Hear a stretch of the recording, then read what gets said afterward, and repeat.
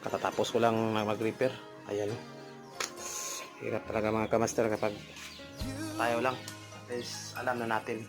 Diba? Nahirapan ako mga kamaster. 2 oras yung repair ko. Ayan. So guys, gana na. Tayo mga kamaster kapag mag-business tayo ng ganito, dapat alam natin mga kamaster. Yung mga basic lang ba. Oh. Okay na mga kamaster. Gana na.